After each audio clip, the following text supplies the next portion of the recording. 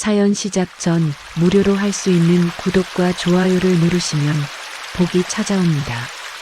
안녕하세요.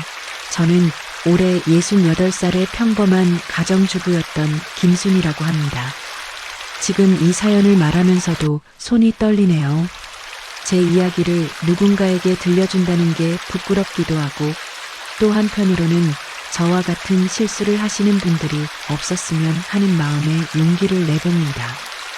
저는 전라남도 작은 시골 마을에서 태어났습니다. 1957년생이니까 전쟁이 끝나고 얼마 되지 않은 시절이었죠.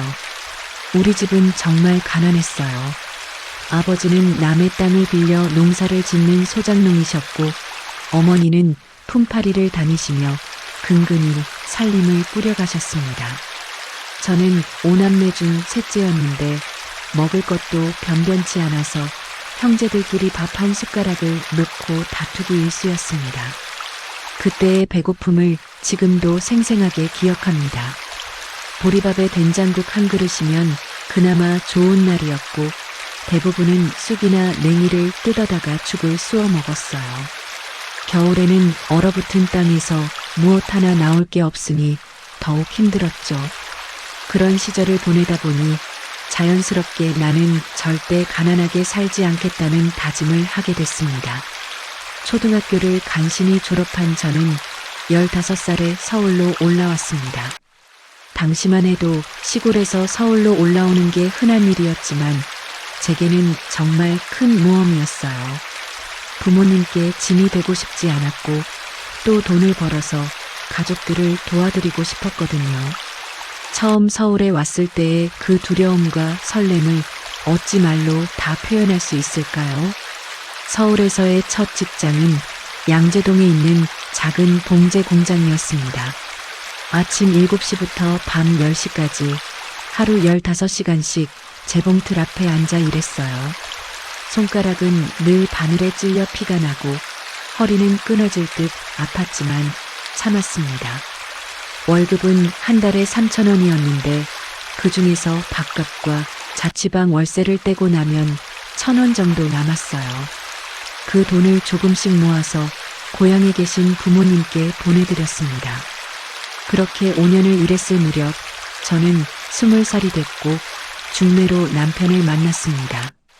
남편 이영수 씨는 저보다 3살 많았고 인쇄소에서 일하는 성실한 사람이었어요.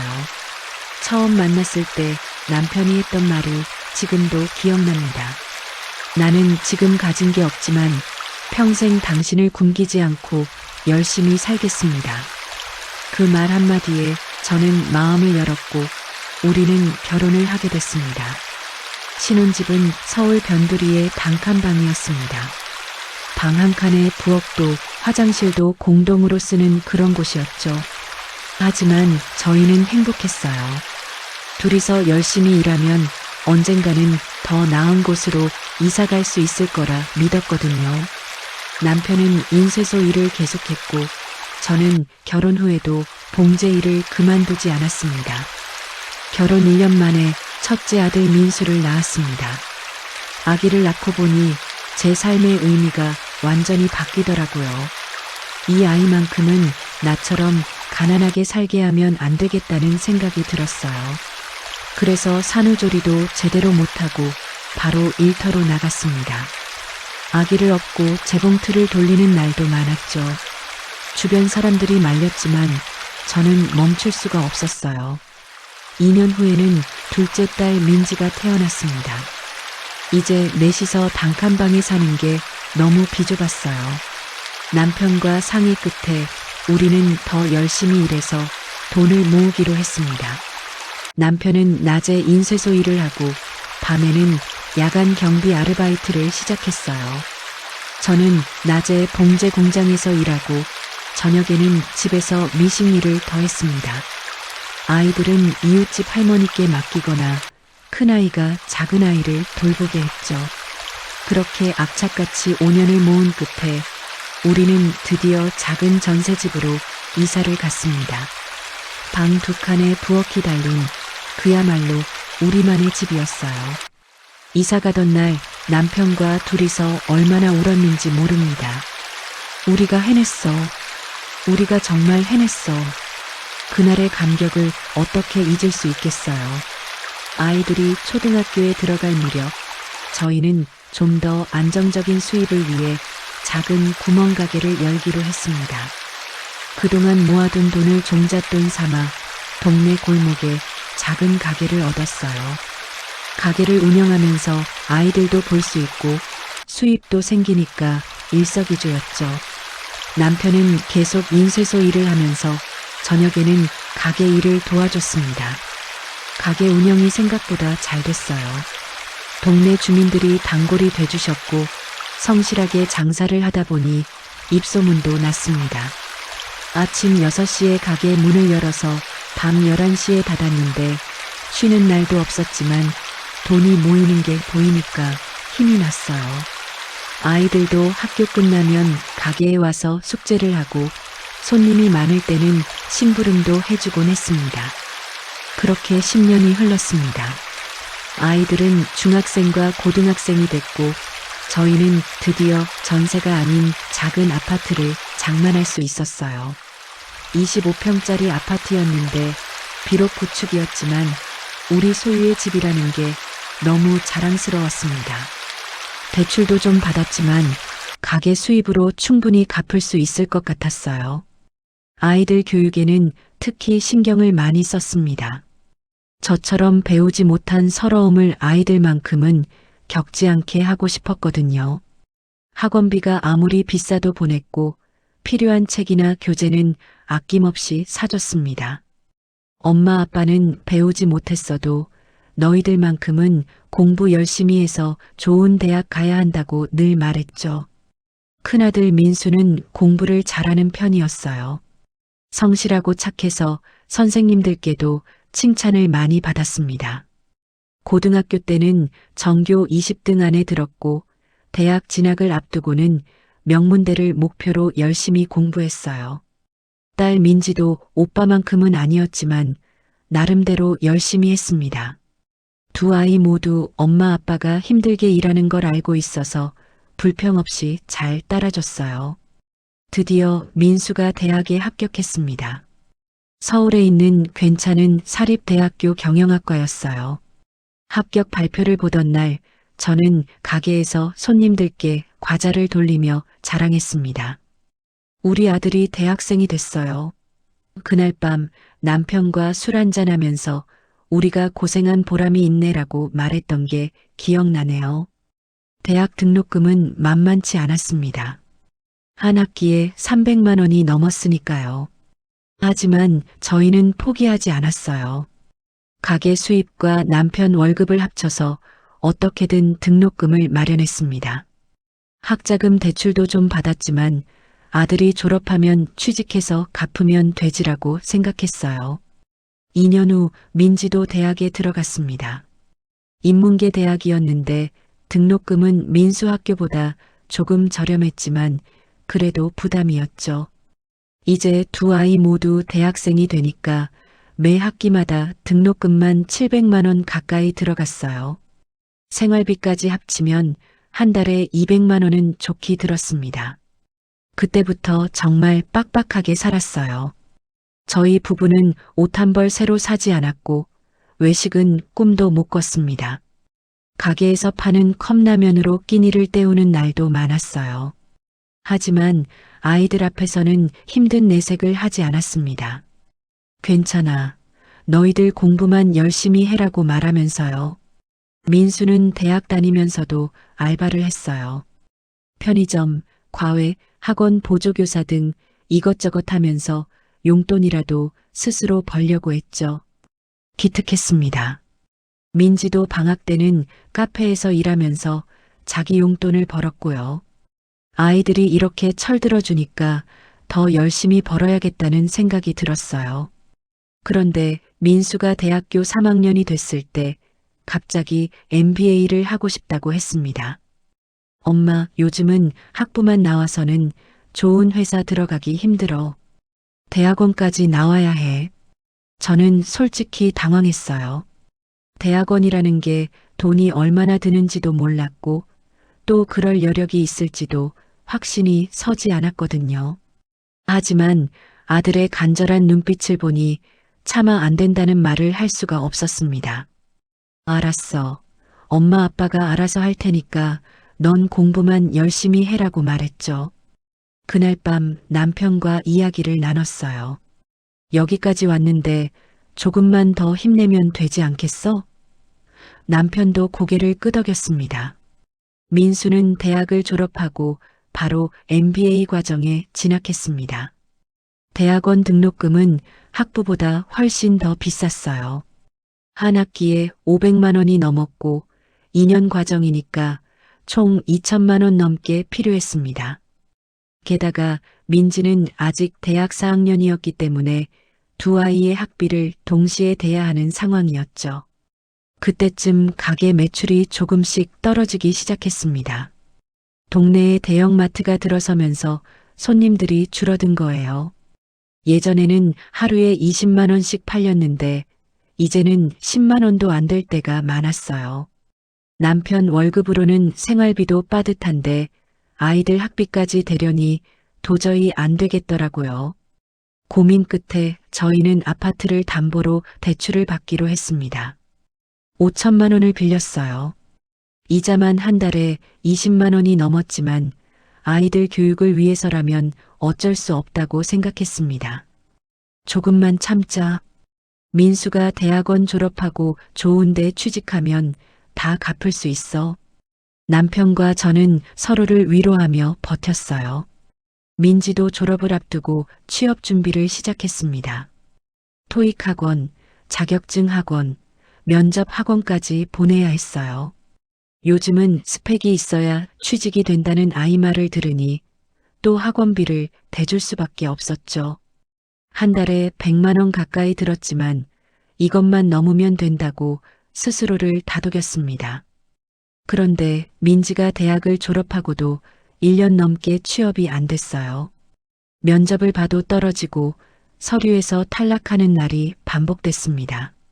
아이는 점점 자신감을 잃어갔고 집에서 우울해하는 모습을 보는 게 너무 안타까웠어요.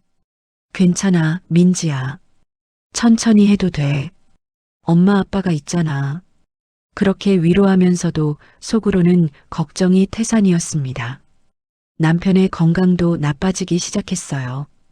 오랜 세월 무리하게 일한 탓에 허리 디스크가 왔고 당뇨까지 생겼습니다.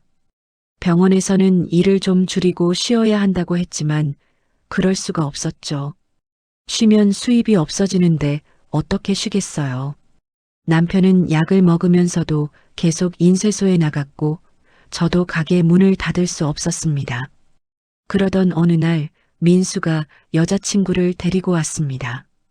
대학원 동기라고 했는데 참 예쁘고 똑똑해 보이는 아이더라고요.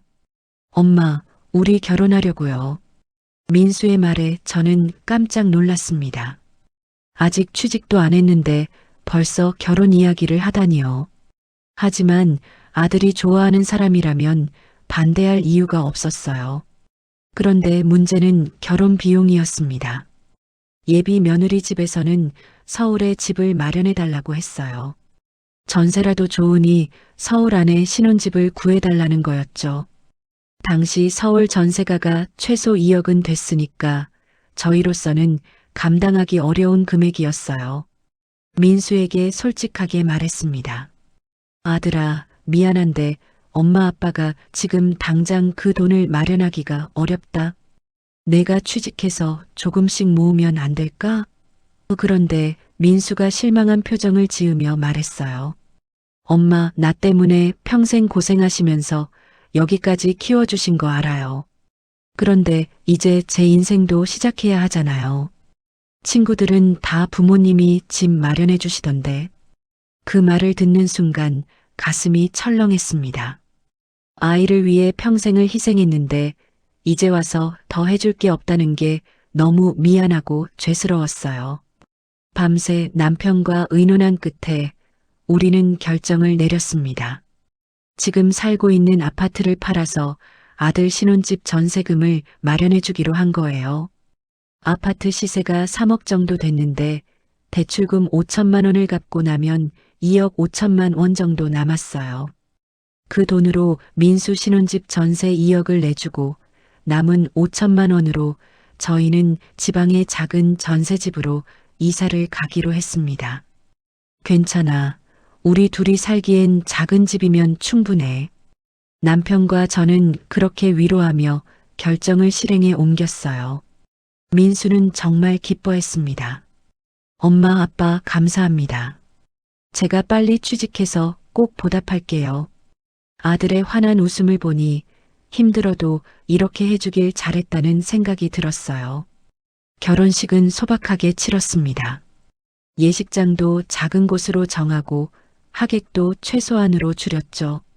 그래도 아들이 행복해 보이니 그것으로 좋겠습니다. 민수 부부는 강남 근처의 괜찮은 아파트에 신혼집을 차렸어요. 저희 부부는 경기도 외곽의 작은 다세대 전세집으로 이사를 갔습니다. 방 2칸짜리 작은 집이었지만 우리 둘이 살기엔 이 정도면 충분하지라고 생각했어요. 다만 가게는 정리할 수밖에 없었습니다. 서울에서 멀리 떨어진 곳으로 이사를 가니 가게를 계속 운영할 수가 없었거든요. 가게를 정리하고 나니 수입이 확 줄었습니다. 이제는 남편 월급이 유일한 수입원이었는데 한 달에 200만 원 정도였어요. 거기서 전세집 관리비, 생활비, 병원비를 쓰고 나면 거의 남는 게 없었습니다. 예전처럼 저축을 할 수 있는 상황이 아니었죠. 민지는 여전히 취업 준비를 하고 있었어요. 아이가 이제 28살이 됐는데도 취업이 안 되니까 걱정이 이만저만이 아니었습니다. 그러던 중에 민지가 공무원 시험을 준비하겠다고 했어요. 엄마, 회사는 계속 떨어지니까 차라리 공무원 시험 공부를 할게요. 합격하면 안정적이잖아요. 공무원 시험 준비에도 돈이 들었습니다. 학원비에 교재비까지 한 달에 50만 원은 들었어요. 남편 월급에서 민지 공부비를 대주고 나면 저희 생활비가 빠듯했지만 이번이 마지막이다라는 생각으로 지원해줬습니다. 민지는 독서실을 다니며 열심히 공부했어요. 그렇게 1년이 지났습니다. 민수는 대학원을 졸업하고 중견기업에 취직을 했어요. 연봉이 4천만 원 정도 된다고 했습니다. 엄마, 이제 제가 벌잖아요. 걱정 마세요. 아들의 말에 안도했지만 한편으로는 이제 우리한테 뭔가 보답을 해주겠지라는 기대도 조금 생겼어요. 그런데 민수네 집에서 연락이 왔습니다. 며느리가 임신을 했다는 거예요. 기쁜 소식이었지만 동시에 걱정도 됐습니다. 아직 신혼인데 아기까지 생기면 경제적으로 부담이 클 텐데. 하지만 겉으로는 축하한다고 말했죠. 잘됐다, 아들아. 엄마가 손주를 보는구나. 민수네 집에서 아기가 태어났습니다. 귀여운 손주, 첫 손주였어요.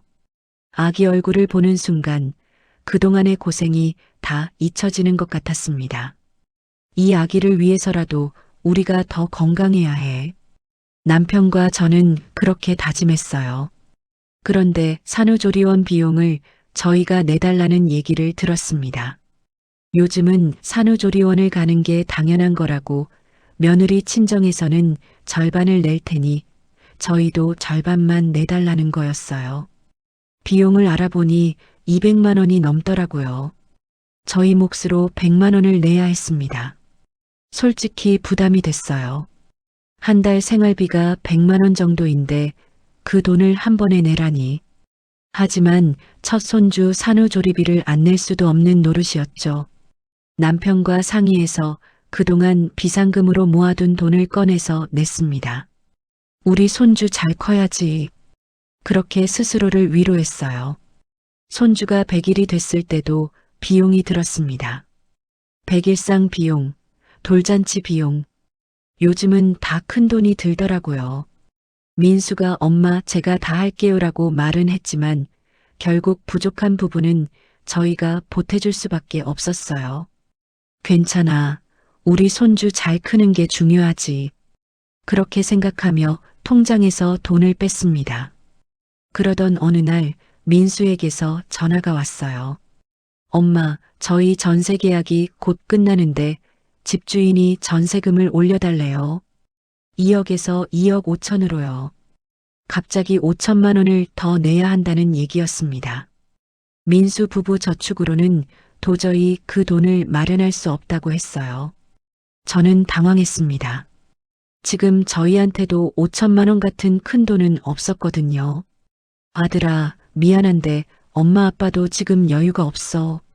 전세자금 대출을 좀 받아보는 게 어떨까? 그렇게 말했더니 민수가 실망한 목소리로 네, 알겠어요 라고 대답했습니다. 그날 밤 잠을 이룰 수가 없었어요. 아들이 어려울 때 도와주지 못하는 엄마가 되어버린 것 같아서요. 남편도 마찬가지였는지 한숨만 푹푹 쉬었습니다. 우리가 집을 팔지 말 걸 그랬나? 남편이 중얼거렸지만 이미 돌이킬 수 없는 일이었어요. 며칠 후 민수에게서 다시 연락이 왔습니다. 엄마, 전세자금 대출을 알아봤는데 저희 소득으로는 3천만 원밖에 안 나와요. 2천만 원이 부족해요. 목소리에 절박함이 묻어났습니다. 이사를 못 가면 어쩌죠? 집주인이 나가라는데.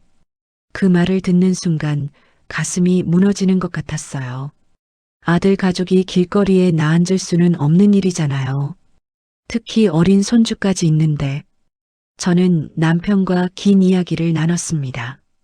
여보, 우리 전세집을 빼서 더 작은 곳으로 이사 가면 어떨까요? 그러면 차액으로 민수를 도와줄 수 있을 것 같은데. 남편은 한참을 고민하더니 고개를 끄덕였습니다. 그래, 우리야 어디서든 살 수 있지. 아들이 더 중요하지. 우리는 5천만 원짜리 전세집을 빼서 3천만 원짜리 원룸으로 이사하기로 했어요. 차액 2천만 원을 민수에게 보태주는 거였죠. 원룸은 정말 좁았습니다. 방 하나에 부엌이 붙어 있는 구조였는데 우리 부부가 살기엔 너무 비좁았어요. 옷장도 제대로 놓을 수 없었고 부엌도 너무 작아서 요리하기가 불편했습니다. 하지만 아들 가족이 잘 사는 게 더 중요해라고 스스로를 위로했어요. 민수는 정말 고마워했습니다. 엄마, 아빠, 죄송해요. 제가 빨리 돈 벌어서 꼭 갚을게요. 그 말을 믿었어요. 우리 아들이니까요. 하지만 시간이 지나도 민수에게서 돈을 갚겠다는 얘기는 나오지 않았습니다. 오히려 엄마, 요즘 물가가 올라서 생활비가 너무 많이 들어요라는 하소연만 들려왔어요. 그 즈음 민지가 공무원 시험에 또 떨어졌습니다. 벌써 3번째 낙방이었어요. 아이는 완전히 자신감을 잃었고 방에만 틀어박혀 있었습니다. 엄마, 나는 왜 이렇게 안 되는 걸까요? 친구들은 다 취직했는데. 민지의 눈물을 보며 가슴이 찢어지는 것 같았어요. 민지야, 괜찮아. 천천히 해도 돼. 나이가 뭐가 중요하니? 위로의 말을 했지만 속으로는 걱정이 태산 같았습니다. 이제 민지도 30살이 다 되어가는데 계속 집에서 시험 공부만 할 수는 없는 노릇이었거든요. 그래도 포기하라고 말할 수는 없었어요. 남편의 건강은 점점 더 나빠졌습니다. 당뇨가 악화되어 인슐린 주사를 맞아야 하는 지경에 이르렀고 허리 디스크도 심해져서 제대로 걷기도 힘들어했어요. 병원에서는 수술을 권했지만 수술비가 몇백만 원이 든다고 하니 엄두가 나지 않았습니다. 여보, 수술은 좀 나중에 하면 안 될까요? 지금은 약으로 버티고. 제 말에 남편은 아무 말 없이 고개만 끄덕였어요. 하지만 그날 이후로 남편이 밤마다 허리를 붙잡고 신음하는 소리를 들었습니다. 잠도 제대로 못 자는 것 같았어요. 옆에서 지켜보는 제 마음도 너무 아팠습니다. 결국 남편은 회사를 그만둘 수밖에 없었어요. 몸이 너무 안 좋아서 더 이상 일을 할 수가 없었던 거죠. 30년 넘게 다니던 직장을 그렇게 떠나게 됐습니다.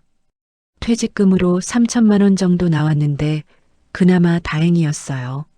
하지만 이제 남편의 월급이 끊긴 상황에서 어떻게 살아야 할지 막막했습니다. 퇴직금 3천만 원은 금방 줄어들었어요. 남편 수술비로 500만 원, 밀린 병원비와 약값으로 300만 원, 민지 학원비로 6개월치 300만 원을 선불로 내고 생활비로 쓰다 보니 1년도 안 돼서 1천만 원밖에 남지 않았습니다. 그때 민수에게서 또 전화가 왔어요. 엄마, 아내가 둘째를 가졌어요. 기쁜 소식이었지만 동시에 걱정도 됐습니다. 또 산후조리원 비용을 내달라고 하면 어쩌나. 그 생각이 먼저 들었어요. 역시나 며칠 후 민수가 조심스럽게 말을 꺼냈습니다. 엄마, 이번에도 산후조리원 비용 좀 도와주실 수 있으세요? 솔직히 말하고 싶었어요. 아들아, 엄마 아빠도 이제 힘들어. 아빠는 회사도 그만뒀고 우리 생활도 빠듯해. 하지만 차마 그 말이 입 밖으로 나오지 않았습니다. 아들이 실망할까봐, 며느리가 서운해할까봐. 결국 그래, 알았어. 엄마가 준비할게라고 대답했어요. 남은 돈 1천만 원 중에서 또 100만 원을 보냈습니다. 이제 통장 잔고는 900만 원이 됐어요. 남편과 제 나이를 생각하면 이 돈으로 얼마나 버틸 수 있을지 불안했습니다. 하지만 아들 앞에서는 여유 있는 척 했어요. 우리는 괜찮으니까 걱정 마. 민지는 4번째 공무원 시험도 떨어졌습니다. 이제 아이는 완전히 좌절한 상태였어요. 엄마, 나 이제 포기할래요. 시험은 내 적성이 아닌 것 같아. 그리고는 아르바이트라도 하겠다고 나갔습니다. 편의점 야간 알바를 시작했는데 한 달에 100만 원 정도 벌어왔어요. 그런데 민지가 번 돈은 온전히 집에 보태지지 않았습니다. 엄마, 나도 이제 30인데 용돈 좀 써야 하지 않겠어요? 친구들이랑 밥도 먹고 옷도 사야 하고 당연한 말이었어요. 민지도 자기 인생이 있으니까요. 그래서 민지는 번 돈 중 절반만 생활비로 주고 나머지는 자기가 썼습니다. 저도 일자리를 구해야겠다고 생각했어요. 68살이지만 아직 일할 수는 있었으니까요. 동네 식당에 설거지 일을 구했습니다. 하루 4시간 일하고 한 달에 80만 원을 받았어요. 몸은 힘들었지만 돈을 벌 수 있다는 게 다행이었습니다. 그렇게 우리 부부는 근근히 살아갔어요. 남편은 집에서 쉬면서 병원 치료를 받았고 저는 설거지 일을 했습니다. 민지의 알바비와 제 급여를 합치면 한 달에 200만 원 정도 되었는데 원룸 월세 50만 원, 생활비 100만 원, 병원비 30만 원을 쓰고 나면 20만 원 정도밖에 안 남았어요. 그나마 모아둔 900만 원이 있어서 다행이었습니다. 급한 일이 생기면 거기서 꺼내 쓸 수 있었으니까요. 하지만 그 돈도 조금씩 줄어들고 있었어요. 남편 병원비가 예상보다 많이 들었고 생활비도 생각보다 더 나갔거든요. 어느 날 민수네 집에 초대를 받았습니다. 둘째 아기 돌잔치에 오라는 거였어요. 손주 돌잔치니까 당연히 가야 했죠. 아들 집에 가보니 정말 넓고 좋더라고요. 새로 산 가구들도 많았고 아이들 장난감도 가득했습니다. 잘 살고 있네라는 생각이 들면서도 한편으로는 복잡한 마음이 들었어요. 돌잔치는 호텔에서 성대하게 치렀습니다. 하객도 100명 넘게 왔더라고요. 저는 돌잔치 비용이 궁금했지만 물어볼 수는 없었어요. 나중에 며느리가 살짝 귀띔해 주더라고요. 어머님, 이번 돌잔치에 2천만 원 들었어요. 요즘은 다들 이 정도는 하더라고요. 2천만 원이라는 말에 깜짝 놀랐습니다. 우리가 평생 모은 돈도 안 되는 금액을 손주 돌잔치에 쓰다니. 하지만 겉으로는 그렇구나, 잘했네라고 대답했어요. 돌아오는 길에 남편과 둘이서 말없이 걸었습니다. 남편도 저와 같은 생각을 했는지 우리 인생은 뭐였을까라고 중얼거렸어요. 집에 돌아와서 통장을 확인해 봤습니다. 이제 600만 원밖에 남지 않았더라고요. 이 속도로 줄어들면 1년도 못 갈 것 같았어요. 불안해서 잠을 이룰 수가 없었습니다. 여보, 우리 나중에 돈 떨어지면 어떻게 해요? 남편에게 물었더니 남편도 나도 모르겠어. 아들한테 도움을 받아야 하지 않을까라고 대답했어요. 그런데 아들한테 도움을 받을 수 있을까요? 민수도 아내와 아이 둘을 키우느라 빠듯해 보였거든요. 게다가 우리한테 받은 돈을 갚는다는 말도 한 번도 안 했고요. 2억 원의 전세금에 2천만 원 현금까지 총 2억 2천만 원을 아들에게 줬는데 그 돈은 이제 받을 수도 없는 걸까요? 어느 날 용기를 내서 민수에게 전화를 했습니다. 아들아, 엄마가 미안한데 그동안 도와준 돈을 조금씩이라도 갚을 수 있을까? 조심스럽게 물어봤어요. 그런데 민수의 대답은 예상 밖이었습니다. 엄마, 그게 돈을 빌려준 거예요? 저는 당연히 준 거라고 생각했는데요. 그 말에 할 말을 잃었습니다. 분명히 빌려준다는 말은 안 했지만 당연히 나중에 갚아야 하는 돈이라고 생각했었거든요. 아, 그래, 그렇게 생각할 수도 있겠네. 저는 그렇게 대답하고 전화를 끊었어요. 가슴이 답답했습니다.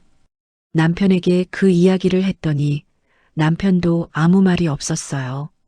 한참 후에 남편이 말했습니다. 우리가 너무 명확하게 말하지 않은 게 잘못이야. 아들 입장에서는 부모가 자식 결혼시켜주고 도와주는 게 당연하다고 생각할 수도 있지. 남편의 말이 맞았어요. 우리가 너무 명확한 약속 없이 돈을 준 게 문제였던 거죠. 그날 밤 잠을 설쳤습니다. 평생을 아껴가며 모은 돈, 집까지 팔아서 만든 돈이 그냥 사라진 거예요. 돌려받을 수도 없고 우리 노후를 위한 준비는 하나도 안 돼 있고 앞날이 막막했습니다. 며칠 후 민지와 이야기를 나누게 됐어요. 엄마, 오빠는 참 좋겠다. 집도 얻어주시고 돈도 많이 받고 나는 뭐 하나 받은 게 없잖아. 민지의 말에 가슴이 철렁했습니다. 그동안 민지 학비며 생활비를 대주느라 적지 않은 돈을 썼는데 민지는 오빠와 비교하며 서운해하고 있었던 거예요. 민지야, 엄마가 너한테도 많이 해줬잖아. 대학 등록금, 학원비, 생활비. 제 말을 듣던 민지가 코웃음을 쳤습니다. 그 정도야 당연한 거 아니에요? 오빠는 2억이 넘는 돈을 받았는데 나는 고작 학원비 받은 게 뭐가 대단하다고요? 나도 결혼하면 집 마련해 주실 거예요? 민지의 질문에 아무 대답도 할 수 없었어요. 지금 상황에서 민지에게 집을 마련해 줄 여력은 전혀 없었거든요. 민지야, 엄마 아빠가 지금 형편이 안 좋아서 제 말이 끝나기도 전에 민지가 버럭 소리를 질렀습니다. 형편이 안 좋으면 오빠한테 왜 그렇게 많이 줬어요? 공평하게 나눠줬어야죠. 나는 뭐예요? 딸이라서 차별받는 거예요? 민지는 울면서 방으로 들어가 문을 쾅 닫았습니다. 저는 그 자리에 주저앉아 한참을 울었어요. 두 자식 사이에서 공평하지 못했던 게 후회됐습니다. 남편과 진지한 대화를 나눴습니다. 여보, 우리 잘못했어요. 민수한테만 너무 많이 줬어요. 민지 생각도 했어야 하는데 남편도 한숨을 푹 쉬며 말했습니다. 그때는 급했잖아. 민수가 당장 집이 필요했고 우리도 어쩔 수 없었어. 민지는 아직 결혼도 안 했으니까 나중에 결혼하면 도와주면 되지 않겠어? 하지만 나중이라는 게 있을까요?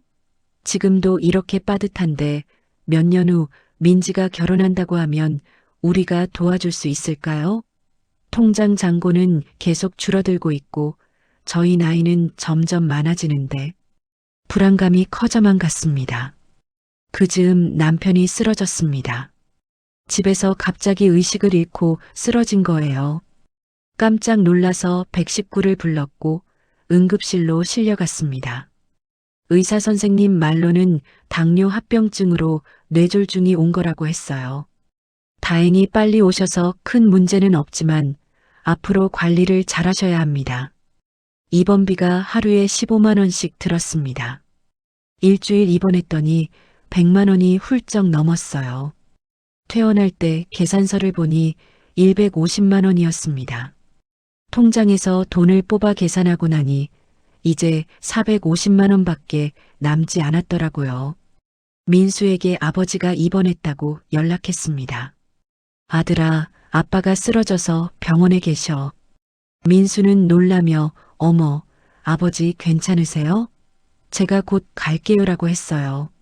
하지만 실제로 병원에 온 건 이틀 후였고 그것도 30분 정도 있다가 회사 일이 있어서요라며 급하게 돌아갔습니다. 병원비 이야기는 꺼내지도 못했어요. 아들도 바쁜데 병원비까지 부담 주고 싶지 않았거든요. 민지는 알바 때문에 한 번도 병문안을 오지 못했습니다. 엄마 미안해요. 지금 알바 빠지면 잘릴 것 같아요. 이해했어요. 민지도 자기 생활이 있으니까요. 퇴원 후 남편은 더 쇠약해졌습니다. 걷는 것도 힘들어하고 말도 어눌해졌어요. 병원에서는 재활치료를 받으라고 했지만 한 번에 10만 원씩 드는 치료비를 감당할 수가 없었습니다. 그냥 집에서 제가 간호하기로 했어요. 남편을 돌보면서 설거지 일을 계속하기가 힘들었습니다. 하지만 일을 그만둘 수도 없었어요. 그 80만 원이 우리 생계의 전부였으니까요. 아침 일찍 남편 식사를 챙겨드리고 약을 먹이고 일터로 나갔습니다. 일하는 내내 남편 걱정에 마음을 놓을 수가 없었어요. 어느 날 일하다가 제가 쓰러질 뻔했습니다. 어지러워서 그릇을 놓칠 뻔했는데 다행히 옆에 있던 분이 부축해줬어요. 아주머니, 괜찮으세요? 얼굴이 너무 안 좋아 보여요. 사장님도 걱정하며 오늘은 일찍 들어가세요라고 했습니다. 병원에 가보니 저도 고혈압과 당뇨가 있다고 했어요. 스트레스를 줄이고 잘 쉬셔야 합니다. 의사 선생님 말씀이었지만 어떻게 쉴 수 있겠어요? 쉬면 돈을 못 버는데. 약 처방을 받고 나왔는데 약값만 10만 원이 들었습니다. 통장 잔고를 확인해 보니 300만 원이 남았더라고요. 한 달에 적어도 150만 원은 써야 하는데 이제 2달치밖에 안 남은 거예요. 공포가 밀려왔습니다. 이 돈 다 떨어지면 우리 어떻게 살지? 밤마다 그 생각에 잠을 못 잃었어요. 민수에게 다시 전화를 걸었습니다. 아들아, 엄마가 정말 미안한데 아빠 병원비랑 생활비가 너무 빠듯해서 그러는데 한 달에 50만 원만 도와줄 수 있을까? 부끄러웠지만 살기 위해서는 어쩔 수 없었어요. 민수의 대답은 차갑게 느껴졌습니다. 엄마, 저도 지금 애들 키우느라 빠듯해요. 큰애 어린이집비에 작은애 분유값에 한 달에 100만 원은 좋게 들거든요. 죄송하지만 저도 여유가 없어요. 그리고 엄마, 제가 받은 돈은 나중에 갚으라고 받은 게 아니잖아요. 그건 결혼 자금으로 주신 거고요라고 덧붙였습니다. 전화를 끊고 한참을 멍하니 앉아 있었어요. 내가 평생을 바쳐 키운 아들이 이럴 수 있을까? 2억이 넘는 돈을 줬는데 한 달에 50만 원도 못 보내준다는 게 배신감이 밀려왔습니다. 민지에게도 이야기했습니다. 민지야, 엄마 아빠가 지금 너무 힘들어. 내가 버는 돈 중에서 조금만 더 보탤 수 있을까? 민지는 퉁명스럽게 대답했어요. 엄마, 나도 이제 30인데 내 미래를 위해서 저축도 좀 해야죠. 지금도 절반은 드리잖아요. 더는 못 드려요. 둘 다 거절당하니 막막했습니다. 누구에게도 기댈 곳이 없었어요. 친척들도 다들 자기 살기 바쁘고 친구들도 비슷한 처지였습니다. 복지관에 상담을 받으러 갔더니 아드님이 소득이 있으시면 기초생활수급자 신청이 어렵습니다라는 답변만 돌아왔어요. 통장 잔고가 100만 원 밑으로 떨어졌습니다. 이제 정말 한 달도 못 버틸 돈밖에 남지 않았어요. 공과금 고지서를 보는 것도 무서워졌습니다.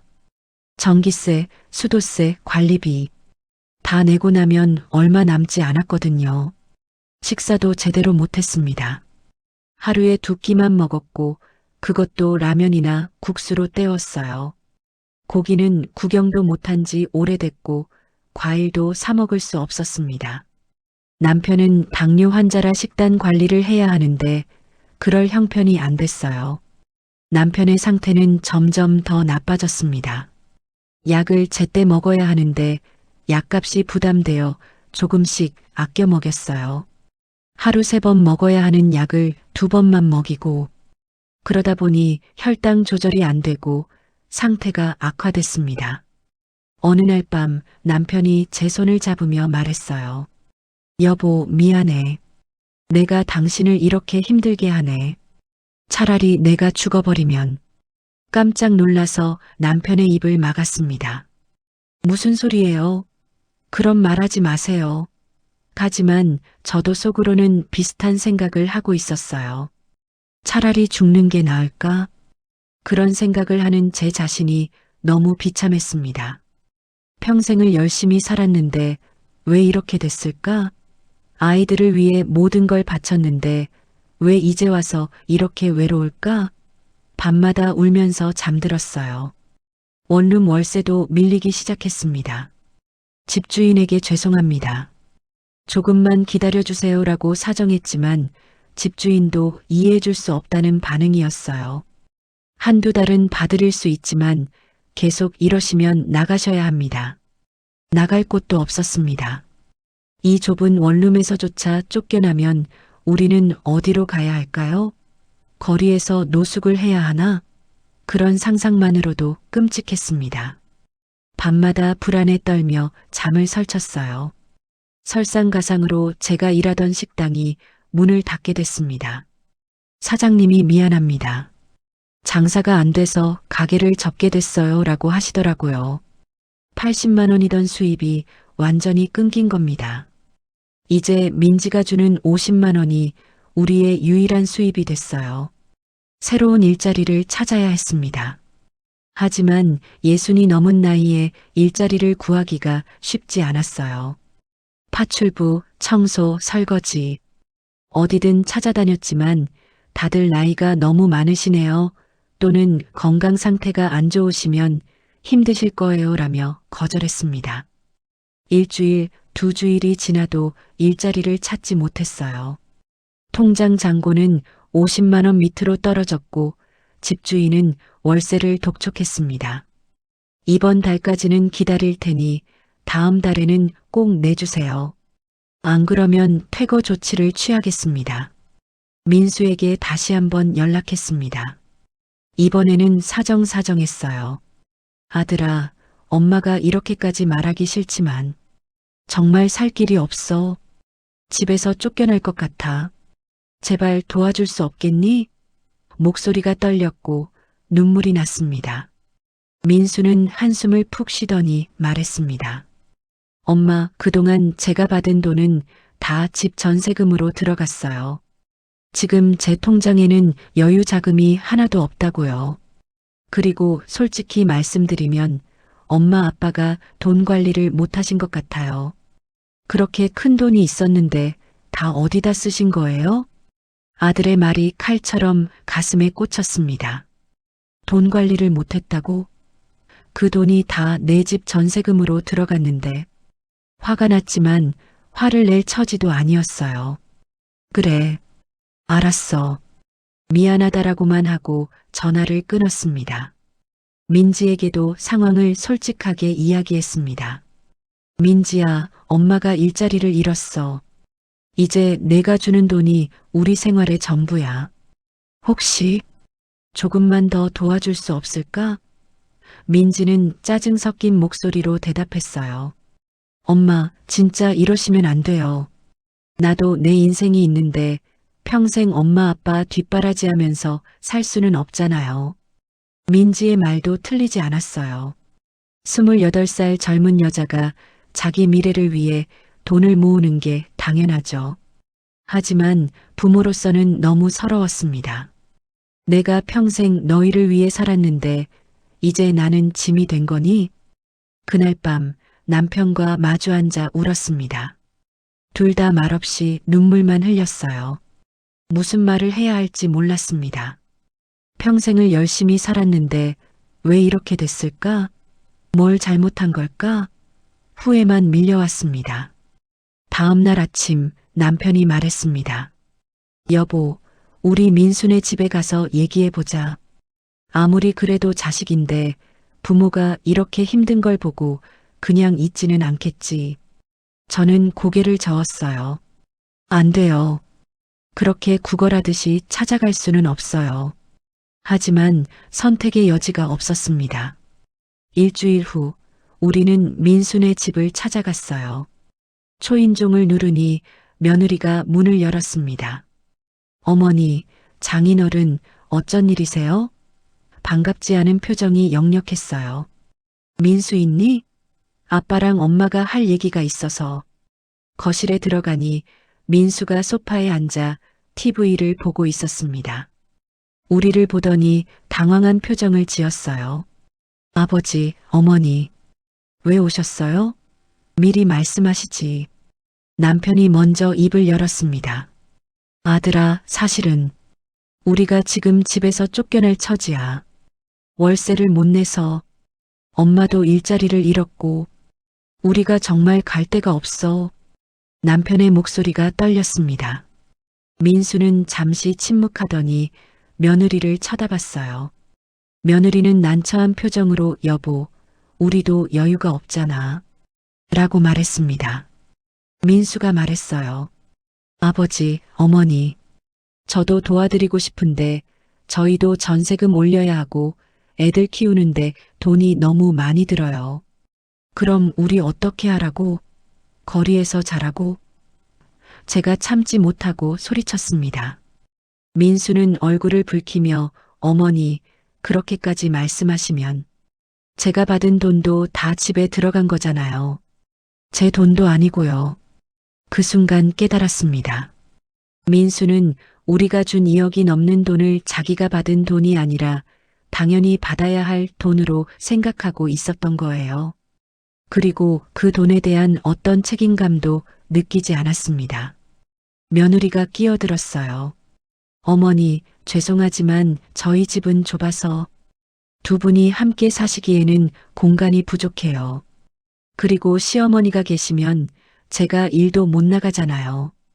애들도 돌봐야 하고 거절의 의사가 분명했습니다. 우리는 결국 빈손으로 돌아왔습니다. 버스를 타고 오는 내내 눈물이 멈추지 않았어요. 남편도 고개를 숙인 채 아무 말이 없었습니다. 집에 도착해서도 하루 종일 말을 하지 못했어요. 며칠 후 집주인이 찾아왔습니다. 월세를 3개월이나 밀리셨어요. 이제는 더 이상 기다릴 수 없습니다. 다음 주까지 나가주세요. 우리는 애원했지만 소용없었습니다. 저도 이해는 합니다만 저도 생활이 있어서요. 짐을 쌀 곳도 마땅치 않았습니다. 살림살이라고 해봐야 낡은 가구 몇 개와 옷가지들 뿐이었어요. 민지에게 연락했더니 엄마, 우리 원룸에는 정말 공간이 없어요. 짐을 둘 곳이 없다고요라며 거절했습니다. 결국 대부분의 짐을 버리기로 했습니다. 평생 모았던 추억들, 아이들 어릴 적 사진들, 남편과의 추억이 담긴 물건들, 다 쓰레기 봉투에 담아버렸어요. 그걸 버리면서 우리 인생도 함께 버리는 것 같았습니다. 이사 나가는 날 민수도 민지도 오지 않았습니다. 전화를 해도 바빠서요라는 대답만 돌아왔어요. 결국 우리 둘이서 몇 개 안 되는 짐을 들고 나왔습니다. 갈 곳이 없어서 일단 찜질방으로 향했어요. 찜질방에서의 첫날 밤 주변에는 저희 같은 처지의 사람들이 많았습니다. 노숙자들, 일자리를 잃은 사람들, 집을 잃은 사람들. 우리도 이제 그들 중 하나가 된 겁니다. 딱딱한 바닥에 누워 천장을 바라보며 생각했어요. 어쩌다 이렇게 됐을까? 찜질방 생활이 일주일째 접어들었습니다. 하루 입장료가 1만 원이었는데 이마저도 부담이 됐어요. 남은 돈은 30만 원뿐이었고 이 돈마저 다 떨어지면 정말 거리로 나가야 할 판이었습니다. 남편의 건강은 급격히 악화됐습니다. 찜질방의 뜨거운 공기와 불편한 잠자리 때문에 혈압이 오르고 혈당 조절이 안 됐어요. 약도 다 떨어져서 먹지 못했고 병원에 갈 돈도 없었습니다. 얼굴색이 점점 창백해지고 말도 어눌해졌어요. 어느 날 새벽 남편이 심하게 식은땀을 흘리며 여보, 숨이 안 쉬어져 라고 말했습니다.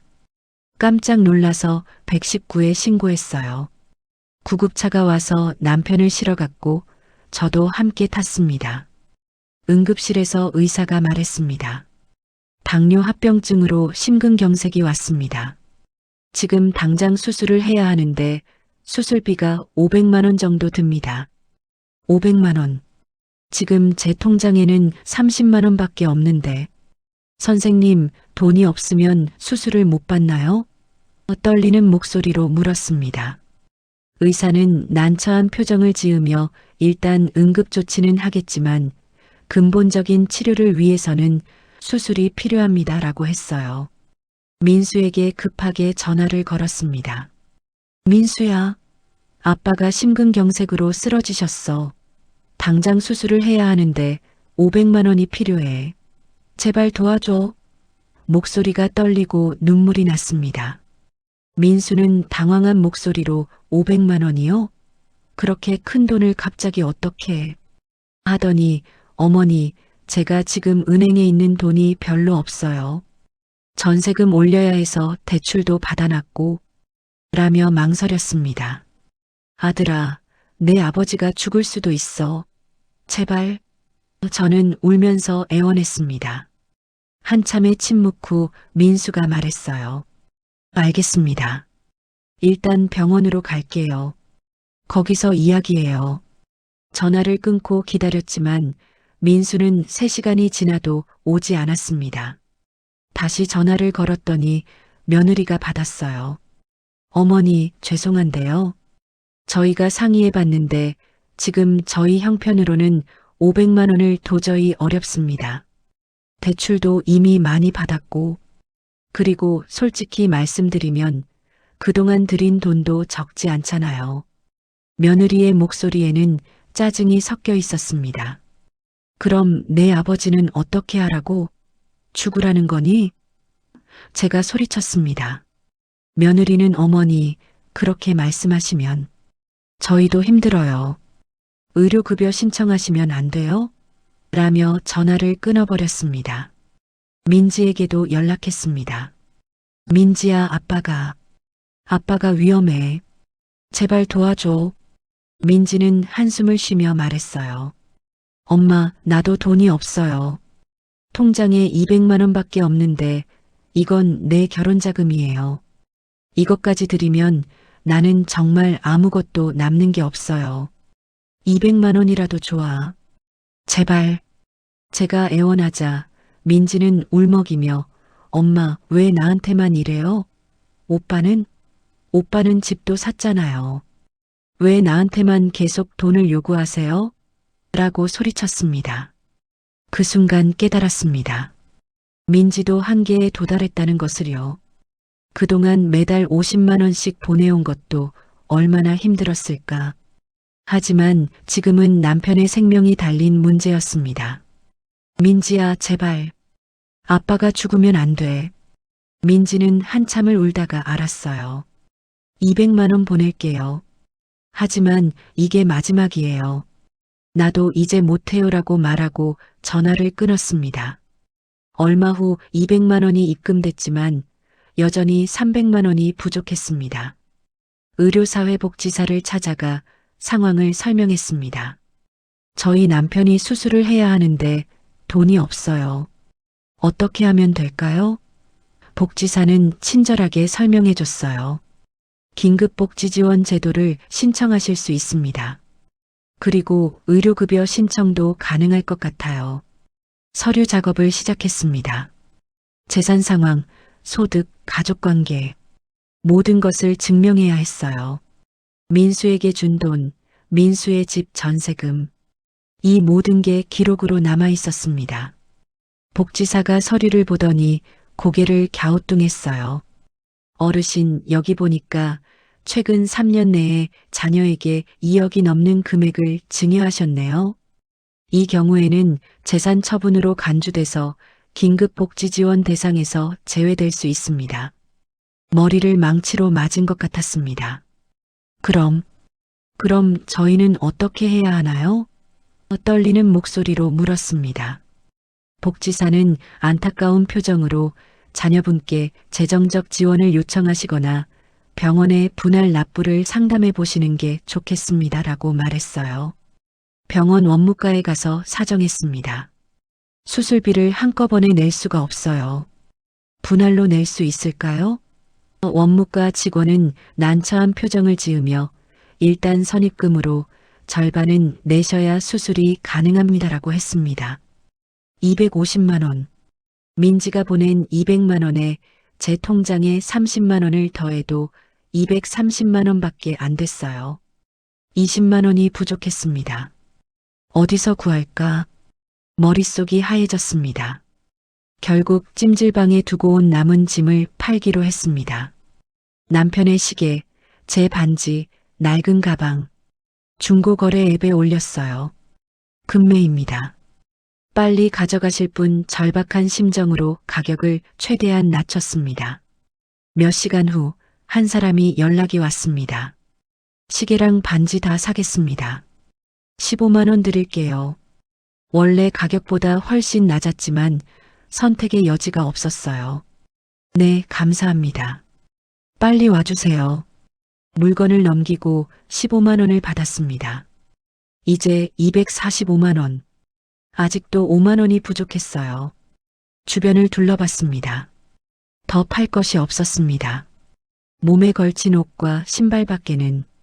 병원 로비에 앉아 멍하니 있는데 한 노인이 다가왔습니다. 어르신, 무슨 걱정이 있으세요? 얼굴이 안 좋아 보이시네요. 저는 울먹이며 상황을 설명했어요. 그 노인은 잠시 생각하더니 지갑을 꺼내 5만 원을 내밀었습니다. 어르신, 이거 제가 어떻게... 손을 저었지만 그 노인은 괜찮습니다. 저도 옛날에 비슷한 일을 겪었거든요.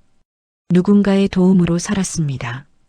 이제 제가 도울 차례입니다라며 손에 쥐어줬어요. 눈물이 쏟아졌습니다. 낯선 사람에게서 받은 5만 원이 이렇게 고마울 수가 없었어요. 정말 감사합니다. 이 은혜 평생 잊지 않겠습니다. 그 노인은 미소를 지으며 건강하세요라고 말하고 떠났습니다. 250만 원을 모아 원무과에 냈습니다. 수술비 선입금입니다. 손이 떨렸습니다. 직원이 영수증을 끊어주며 수술은 오늘 오후에 진행됩니다라고 알려줬어요. 수술실 앞에서 기다렸습니다. 3시간이 넘게 걸렸어요. 그동안 머릿속은 복잡했습니다. 우리가 뭘 잘못한 걸까?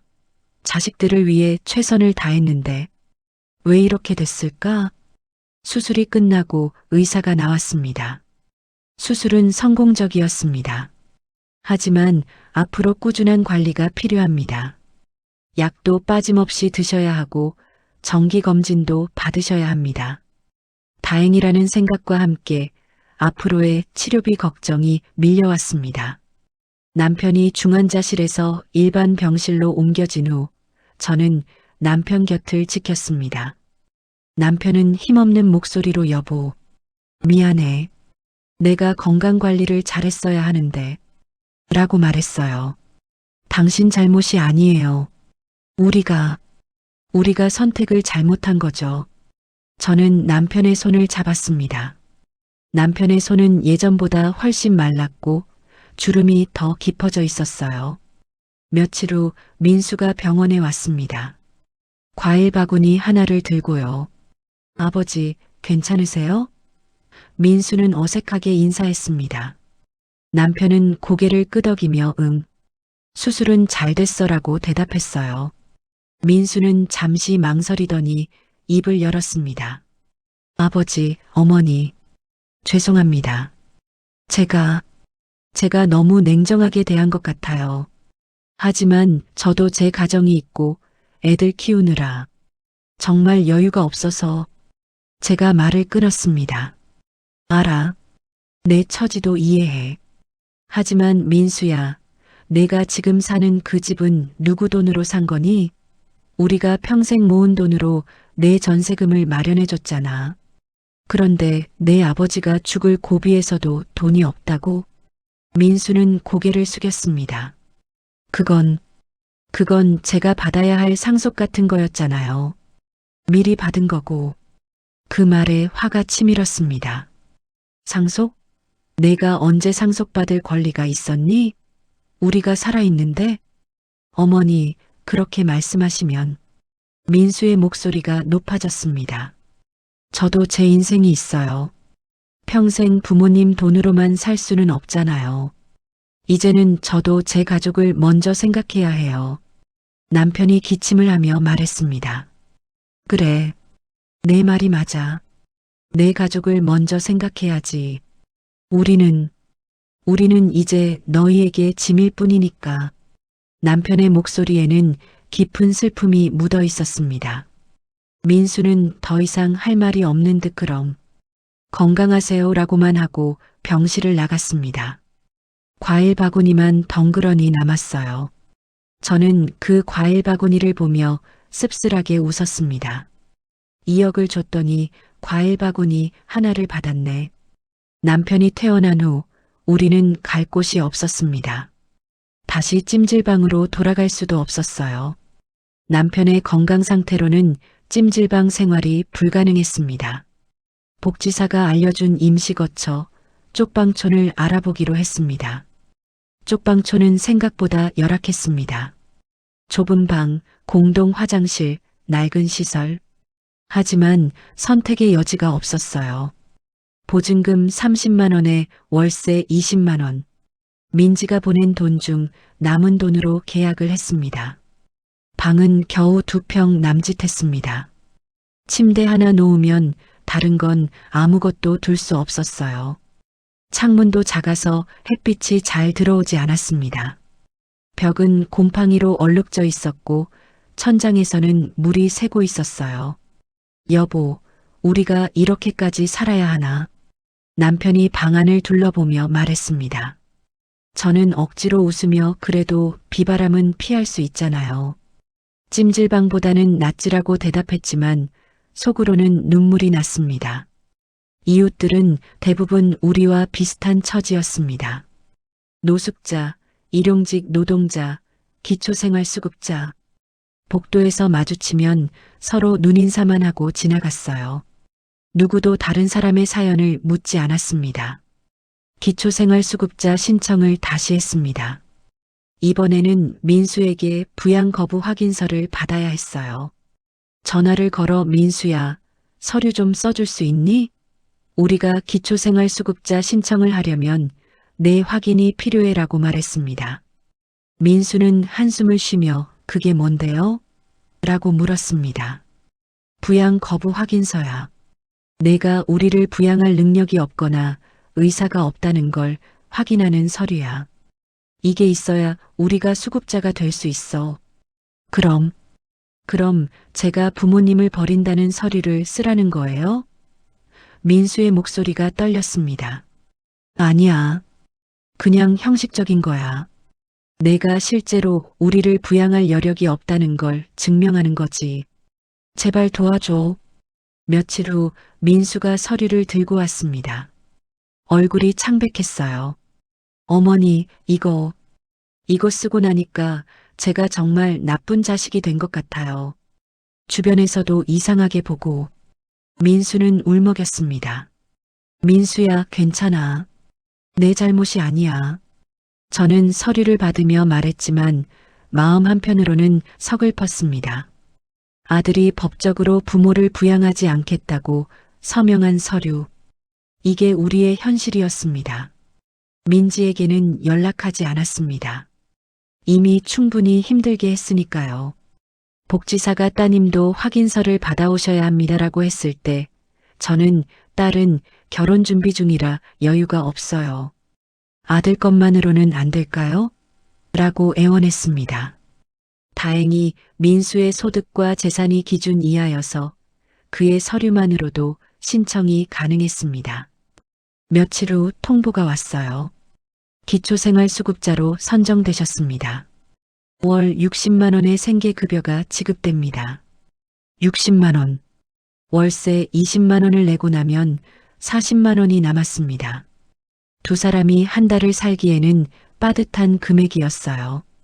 식비, 남편의 약값, 교통비. 계산해 보니 턱없이 부족했습니다. 남편은 약을 먹어야 했습니다. 혈압약, 당뇨약, 심장약. 한 달에 약값만 15만 원이 나왔어요.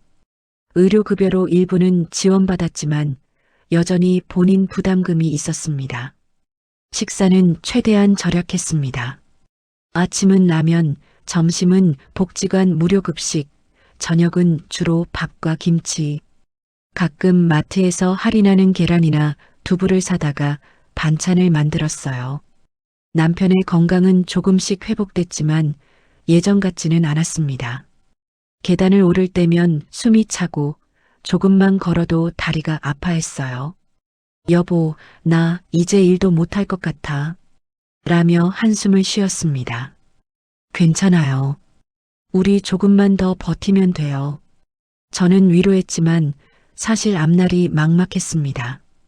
이렇게 쪽방에서 계속 살아야 하나? 자식들은 언제쯤 다시 찾아올까?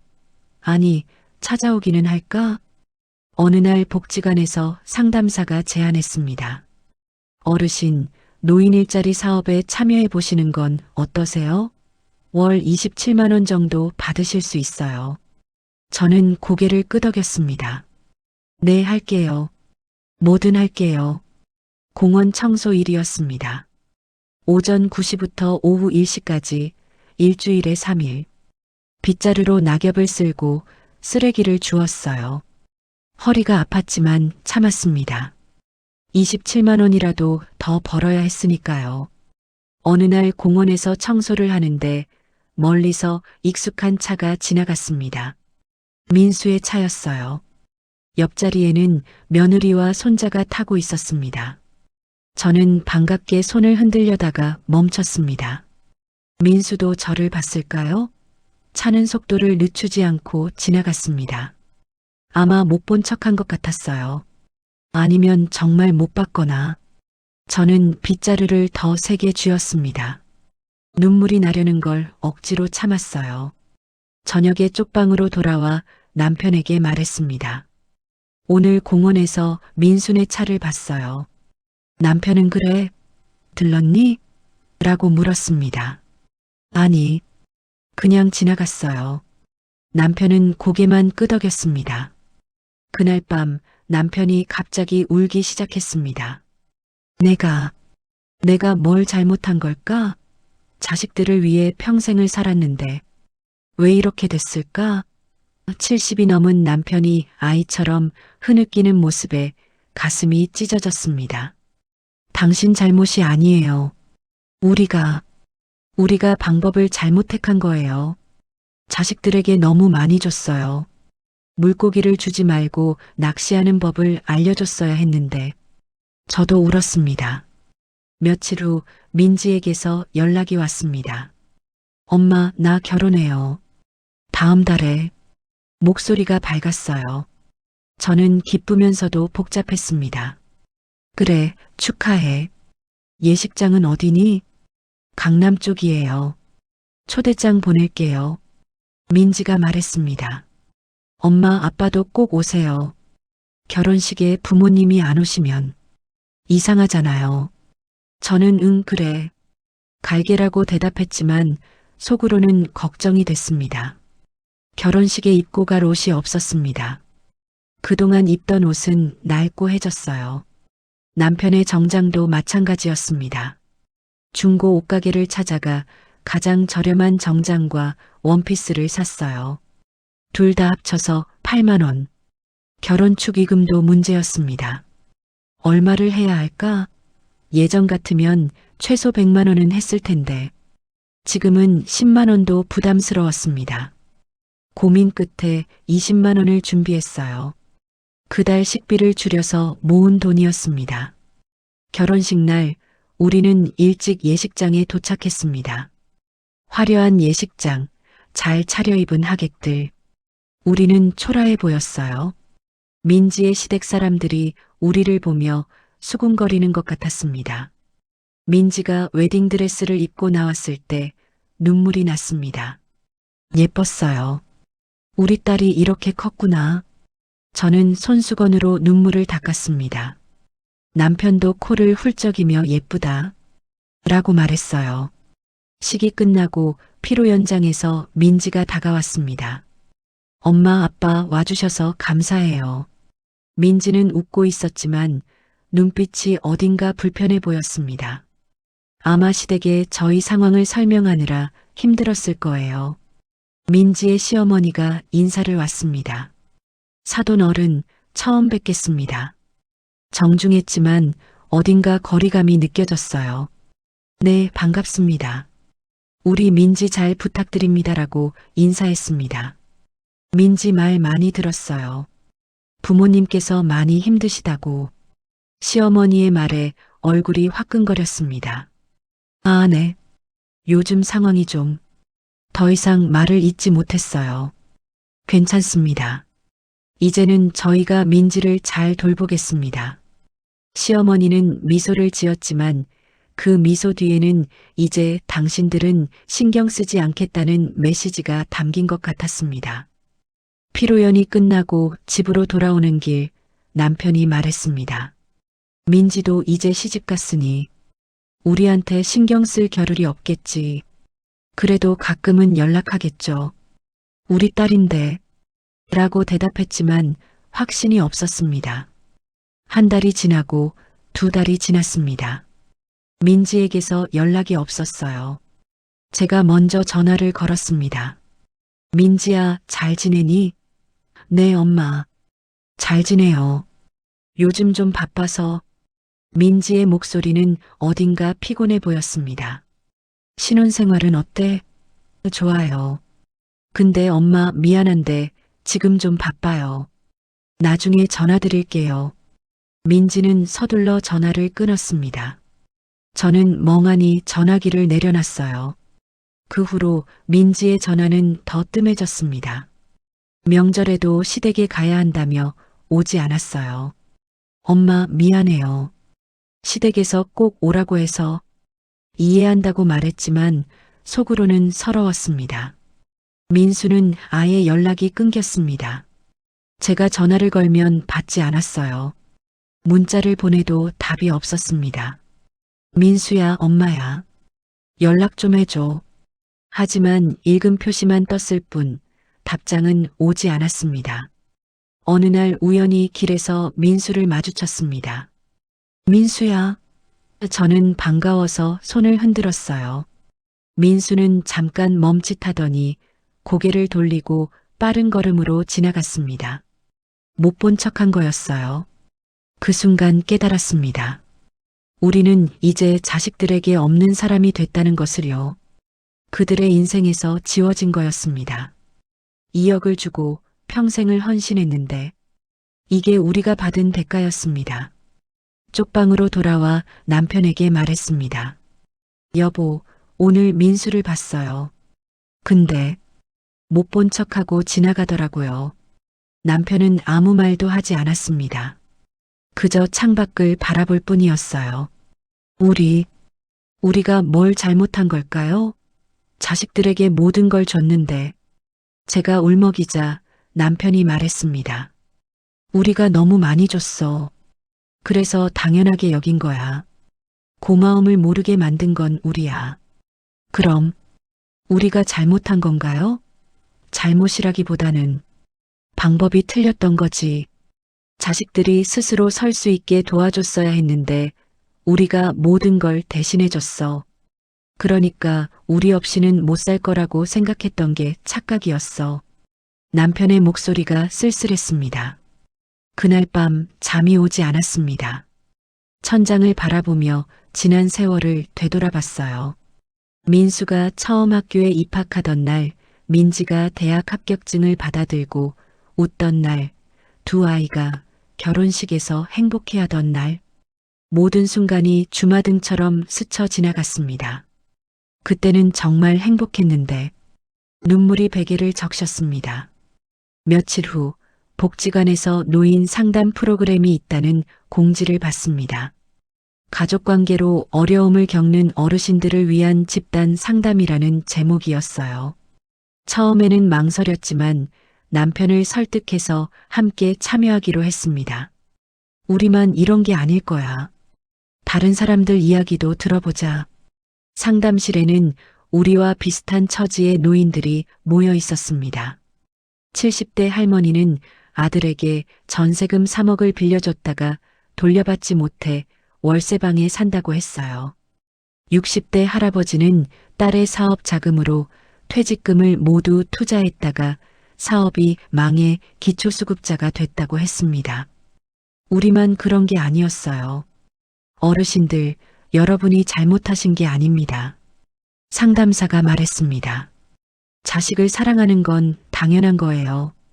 다만 우리 사회가 노인을 존중하지 않고 자식들도 부모의 희생을 당연하게 여기도록 만든 거죠. 여러분의 가치는 자식들이 인정하지 않아도 그대로입니다. 상담사의 말에 위로가 됐지만 현실은 변하지 않았습니다. 여전히 쪽방에서 살아야 했고 60만 원으로 한 달을 버텨야 했어요. 민수와 민지는 연락이 없었고 손주들 얼굴도 볼 수 없었습니다. 겨울이 다가왔습니다. 쪽방은 춥고 습했어요. 난방비를 아끼려고 이불을 두껍게 덮고 잤지만 남편의 기침이 심해졌습니다. 여보, 병원에 가봐야 할 것 같아요. 괜찮아. 그냥 감기야.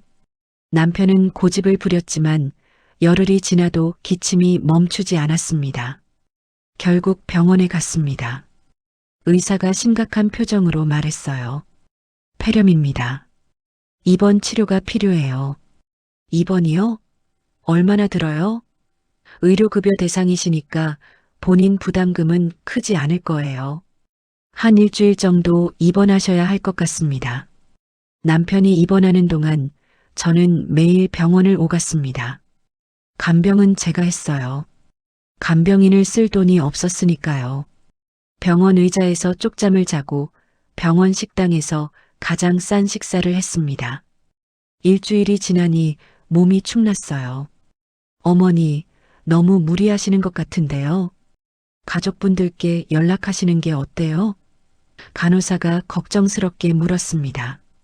아니에요, 괜찮아요. 제가 할 수 있어요. 민수나 민지에게 연락하고 싶지 않았습니다. 더 이상 짐이 되고 싶지 않았어요. 남편은 다행히 회복됐지만 퇴원 후 건강이 예전 같지 않았습니다. 기력이 없어서 대부분의 시간을 누워서 보냈어요. 저는 공원 청소 일을 계속했지만 남편을 혼자 두는 게 걱정이었습니다. 여보, 제가 일 그만둘까요? 안 돼. 그 돈이라도 벌어야지. 남편은 고개를 저었습니다. 봄이 왔습니다. 공원에는 꽃이 피고 가족들이 나들이를 왔어요. 젊은 부부가 아이들과 웃으며 걷는 모습, 할아버지가 손주를 업고 산책하는 모습, 그런 걸 볼 때마다 가슴이 아팠습니다. 우리도 저렇게 행복할 수 있었는데, 어느 날 복지관에서 전화가 왔습니다. 어르신, 영구임대주택 대기자 명단에 올라가셨어요. 2년 정도 기다리시면 입주하실 수 있을 것 같습니다. 2년. 긴 시간이었지만 희망이 생겼어요. 정말요? 감사합니다. 저는 기뻐하며 전화를 끊었습니다. 남편에게 소식을 전했습니다. 여보, 우리 영구 임대 아파트에 들어갈 수 있대요. 2년만 기다리면. 남편의 눈에 생기가 돌았습니다. 정말? 그럼 우리 이쪽 방을 벗어날 수 있는 거야? 네, 조금만 더 버텨요. 그날부터 우리는 조금 더 힘을 냈습니다. 2년 후의 희망을 생각하며 하루하루를 견뎠어요. 60만 원으로 아껴 쓰고 무료 급식을 먹고 공원 청소를 하며 때로는 힘들었지만 포기하지 않기로 했습니다. 여름이 되자 쪽방은 찜통 같았습니다. 선풍기 하나로 더위를 견뎠어요. 남편의 건강이 또 나빠질까 걱정이었지만 에어컨을 살 여유는 없었습니다. 복지관에서 무더위 쉼터를 운영한다고 해서 낮 시간에는 그곳에서 지냈어요. 어느 날 무더위 쉼터에서 TV를 보는데 뉴스에서 노인 빈곤율 40% 돌파라는 소식이 나왔습니다. 우리 같은 노인이 정말 많다는 거였어요. 통계청 발표, 전문가 인터뷰, 정부 대책. 하지만 현실은 변하지 않을 것 같았습니다. 추석이 다가왔습니다. 1년 만에 민지에게서 연락이 왔어요. 엄마, 명절 잘 보내세요. 저는 시댁에 가요. 죄송해요. 문자 한 통이었습니다. 전화 통화도 아니고 저는 답장을 쓰려다가 지웠습니다. 잘 지내라는 말조차 하기 싫었어요. 민수에게도 문자를 보냈습니다. 민수야, 명절 잘 보내렴. 할머니, 할아버지 건강하시다고 전해드려. 답장은 오지 않았습니다. 하루가 지나고 이틀이 지나도 읽음 표시만 떠 있었어요. 아마 민수는 명절을 가족들과 즐겁게 보냈겠죠. 우리는 쪽방에서 라면으로 명절을 보냈습니다. 여보, 우리가 이렇게 살아야 하나요? 차라리 남편이 말끝을 흐렸습니다. 무슨 소리예요? 저는 깜짝 놀라 물었어요. 아니야. 그냥 살아있는 게 의미가 있나 싶어서. 남편의 목소리가 떨렸습니다. 그런 소리 하지 마세요. 우리 2년만 버티면 영구 임대 아파트 들어가잖아요. 그때까지 포기하면 안 돼요. 저는 남편의 손을 꼭 잡았습니다. 미안해. 내가 약해서. 남편도 제 손을 잡았어요. 우리는 한참을 그렇게 있었습니다. 겨울이 다시 왔습니다. 2년이 거의 다 되어 갔어요. 복지관에서 연락이 왔습니다. 어르신, 영구 임대주택 입주 날짜가 잡혔어요. 다음 달 초에 입주하실 수 있습니다. 드디어 이쪽 방을 벗어날 수 있었습니다. 여보, 우리 다음 달에 이사 가요. 저는 기뻐서 소리쳤어요. 남편도 눈물을 글썽이며 웃었습니다. 고생 많았어. 당신이 포기하지 않아서 여기까지 온 거야. 우리 같이 버틴 거죠. 이제 조금 나아질 거예요. 이사 날 영구 임대주택은 작았지만 깨끗했습니다. 방 하나, 부엌, 화장실. 쪽방보다 훨씬 나았어요. 난방도 되고 수도도 제대로 나왔습니다. 여보, 여기서 우리 편하게 살아요. 남편이 말했습니다. 네, 그래요. 새 집에 정착하면서 저는 생각했습니다. 민수와 민지에게 연락해야 할까? 이사 왔다고 알려야 할까? 하지만 망설여졌어요. 그들이 알아서 뭐하나. 어차피 찾아오지도 않을 텐데. 결국 연락하지 않았습니다. 우리는 우리끼리 조용히 살기로 했어요. 자식들의 인생에서 우리가 빠진 것처럼 우리 인생에서도 그들을 내려놓기로 했습니다. 쉽지 않았지만 그게 서로를 위한 길인 것 같았어요. 복지관에서 만난 친구들이 우리의 새 가족이 됐습니다. 비슷한 처지의 노인들끼리 모여서 도시락을 나눠 먹고 산책도 하고 이야기도 나눴어요. 그들과 함께 있으면 덜 외로웠습니다. 우리끼리라도 의지하며 살아야지. 모두가 고개를 끄덕였습니다. 어느 날 길을 걷다가 민수의 아들, 제 손자를 봤습니다. 초등학교 교복을 입고 친구들과 웃으며 걷고 있었어요. 키가 많이 컸더군요. 저는 멀리서 그 모습을 바라봤습니다. 다가가서 할머니야라고 말하고 싶었지만 참았습니다. 손자는 저를 알아보지 못할 거예요. 집으로 돌아와 남편에게 말했습니다. 오늘 손주를 봤어요. 많이 컸더라고요. 그래, 건강해 보였어? 네, 친구들이랑 잘 놀고 있었어요. 우리는 더 이상 말하지 않았습니다. 손주 이야기는 가슴을 아프게 했으니까요. 봄이 되자 영구 임대 아파트 단지에 꽃이 피었습니다. 저는 작은 베란다에서 화분을 키우기 시작했어요. 페트병을 잘라 만든 화분에 슈퍼에서 싸게 산 꽃씨를 뿌렸습니다. 여보 봐요. 싹이 났어요. 작은 초록 잎이 돋아나는 걸 보며 남편과 함께 웃었습니다. 생명이 자라는 모습은 희망을 주었어요. 복지관에서 새로운 프로그램이 시작됐습니다. 실버 인터넷 교실이었어요. 처음에는 망설였지만 친구 할머니가 우리도 배워야 세상이 어떻게 돌아가는지 알지라며 저를 설득했습니다. 스마트폰 사용법, 카카오톡 보내기, 인터넷 검색, 60대 강사님이 천천히 가르쳐 주셨어요. 한 달쯤 지나자 조금씩 익숙해졌습니다. 카카오톡으로 복지관 친구들과 단체 채팅방을 만들었어요. 오늘 날씨 좋네요. 무료 급식 메뉴가 뭐래요? 같은 소소한 이야기들을 나눴습니다. 외롭지 않았어요. 누군가와 연결되어 있다는 느낌이 좋았습니다. 어느 날 유튜브를 배웠습니다. 강사님이 요즘은 정보를 얻는데 유튜브가 최고라며 사용법을 알려주셨어요. 저는 요리 영상을 찾아봤습니다. 1,000원으로 만드는 반찬, 냉장고 파먹기 레시피. 영상을 보며 새로운 요리를 배웠고 60만 원으로 사는 법도 조금씩 나아졌습니다. 남편은 건강 관련 영상을 봤습니다. 노인 스트레칭, 당뇨에 좋은 운동. 영상을 따라하면서 조금씩 기력을 회복했어요. 여보, 이거 해보니까 숨이 덜 차네요. 남편이 웃으며 말했습니다. 작은 변화였지만 의미가 있었어요. 여름이 되자 폭염이 시작됐습니다. 하지만 이번에는 달랐어요. 영구 임대 아파트에는 에어컨이 설치되어 있었고 전기료 지원도 받을 수 있었습니다. 여보, 시원하네요. 남편이 에어컨 바람을 쐬며 행복해했어요. 쪽방에서의 여름을 생각하면 천국 같았습니다. 복지관에서 노인 일자리 박람회가 열렸습니다.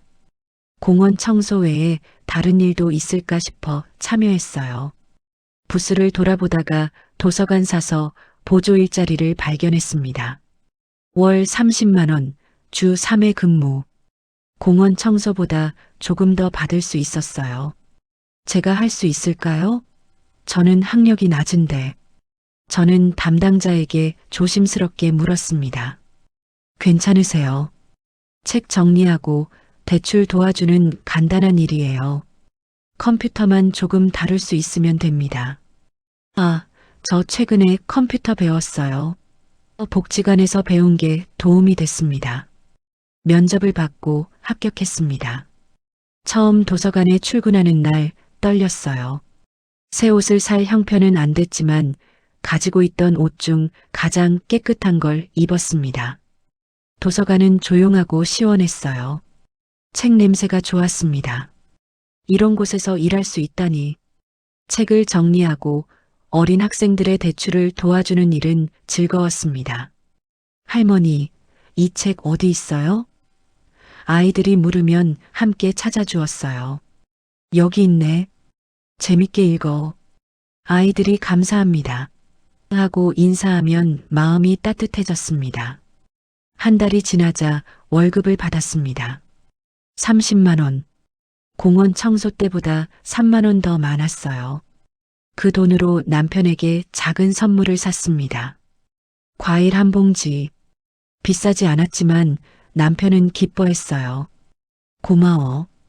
오랜만에 제대로 된 과일을 먹네. 우리는 함께 복숭아를 나눠 먹었습니다. 추석이 다가왔습니다. 이번에도 민지에게서 똑같은 문자가 왔어요.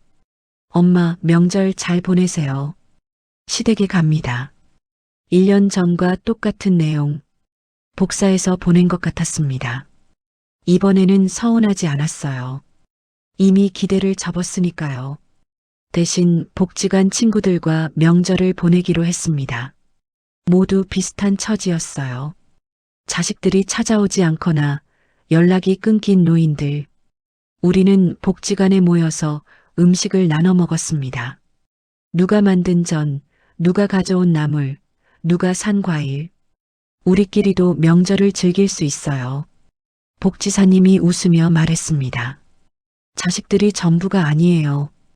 우리도 우리만의 삶이 있잖아요. 모두들 고개를 끄덕였습니다. 그날 우리는 윷놀이도 하고 노래도 부르며 웃었어요.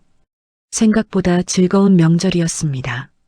집으로 돌아오는 길 남편이 말했습니다. 오늘 재밌었어. 자식들한테 집착하지 않으니까 오히려 마음이 편해. 그러게요. 우리도 우리 인생을 살아야죠. 저도 동의했습니다. 자식들을 완전히 잊을 수는 없었지만 더 이상 그들에게 매달리지 않기로 했어요. 겨울이 왔습니다. 도서관 일을 하면서 한 어머니를 만났어요. 30대쯤 되어 보이는 젊은 엄마였는데 아이와 함께 도서관을 자주 왔습니다. 할머니, 항상 친절하게 도와주셔서 감사해요. 어느 날 그 엄마가 말했습니다. 아니에요. 제가 더 고마워요. 아이들을 보면 힐링이 되거든요. 저는 웃으며 대답했어요. 혹시 손주가 있으세요? 그 엄마가 물었습니다. 네, 있긴 한데 못 봐요. 사정이 있어서 말끝을 흐렸습니다. 아, 죄송해요. 괜한 질문을 했네요. 엄마가 미안해했습니다. 괜찮아요. 대신 여기서 아이들을 보니까 좋아요. 저는 진심으로 말했어요. 그 엄마는 제 손을 잡으며 할머니 같은 분이 제 엄마였으면 좋았을 텐데 라고 속삭였습니다. 그 말에 가슴이 뭉클했습니다. 제 자식들은 저를 버렸지만 누군가에게는 제가 좋은 사람으로 보인다는 게 위로가 됐어요. 고마워요. 그런 말 해줘서. 저는 눈물을 참으며 웃었습니다. 새해가 밝았습니다. 3년 전 이맘때는 2억을 아이들에게 나눠주고 행복했었죠. 지금은 영구 임대 아파트에서 60만 원으로 살고 있습니다.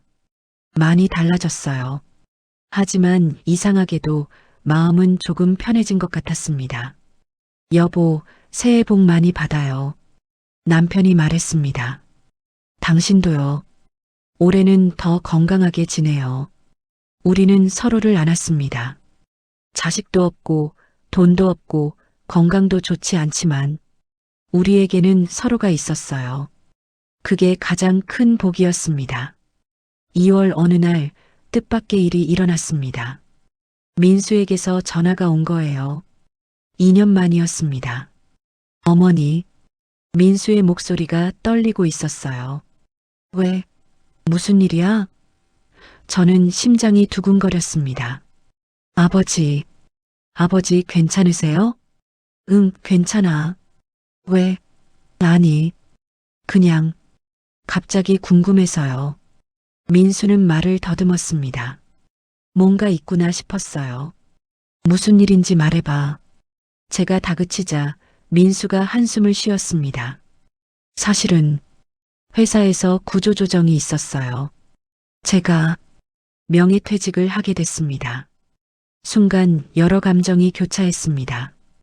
걱정, 안타까움, 그리고 묘한 씁쓸함. 그래서 힘들어서요. 위로받고 싶어서 전화했어요. 민수가 울먹였습니다. 2년 동안 연락 한 번 없던 아들이 자기가 힘들 때만 전화를 한 거였어요. 민수야, 엄마도 힘들어. 아빠도 힘들어. 우리가 쪽방에서 살 때, 영구 임대 아파트 대기할 때, 명절에 혼자 라면 먹을 때, 너는 어디 있었니? 제 목소리가 떨렸습니다. 죄송해요, 어머니. 미안하다는 말은 이제 지겨워. 넌 이제 내가 알아서 해. 전화를 끊었습니다. 가슴이 답답했어요. 남편이 물었습니다. 민수한테 전화 왔어? 네. 회사에서 잘렸대요. 그래서 우리한테 전화한 거야? 남편도 한숨을 쉬었습니다. 아마 돈을 달라고 할 것 같아요. 우리한테 무슨 돈이 있다고. 일주일 후 예상대로 민수에게서 또 전화가 왔습니다. 어머니, 당분간 생활비가 필요해서요. 조금만 도와주실 수 있으세요? 민수야, 엄마는 기초수급자야. 한 달에 60만 원으로 살아. 거기에 내가 도서관에서 일해서 30만 원 더 받고. 그게 다야. 그럼 조금이라도. 안 돼. 엄마도 이제 못 도와줘. 내가 알아서 해야지. 어머니, 제발이요. 저 정말 힘들어요. 민수가 소리쳤습니다. 엄마도 힘들었어. 근데 넌 도와주지 않았잖아. 이제 내 차례야. 내가 버텨봐. 저는 단호하게 말하고 전화를 끊었습니다. 전화를 끊고 나니 눈물이 났습니다. 아들이 힘든데 도와주지 못하는 엄마. 나쁜 엄마가 된 것 같았어요. 하지만 남편이 제 어깨를 안으며 말했습니다. 당신 잘했어. 이제 우리가 계속 주면 안 돼. 민수도 배워야 해. 스스로 해결하는 법을.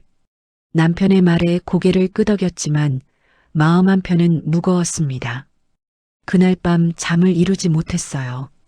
아들의 울먹이는 목소리가 계속 맴돌았습니다. 며칠 후 민지에게서도 연락이 왔습니다. 엄마, 오빠한테 들었어요. 오빠 힘든데 도와주세요. 민지야, 엄마는 도와줄 형편이 안 돼. 그래도 조금이라도요. 오빠가 정말 힘들어해요. 민지의 목소리가 다급했습니다. 그럼 내가 도와줘.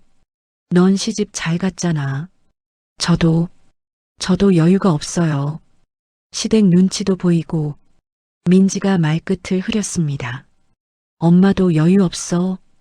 그리고 민지야, 넌 엄마가 쪽방 살 때 찾아온 적 있니? 명절에 한 번이라도 와본 적 있어? 침묵이 흘렀습니다. 그땐 바빠서. 이제 엄마도 바빠. 미안하지만 엄마도 내 삶을 살아야겠어. 전화를 끊고 나니 묘한 해방감이 들었습니다. 죄책감도 있었지만 동시에 자유로워진 느낌이었어요. 더 이상 자식들의 문제를 내가 해결해야 한다는 짐에서 벗어난 거였습니다. 이제 정말 끝인가 봐요. 남편에게 말했습니다.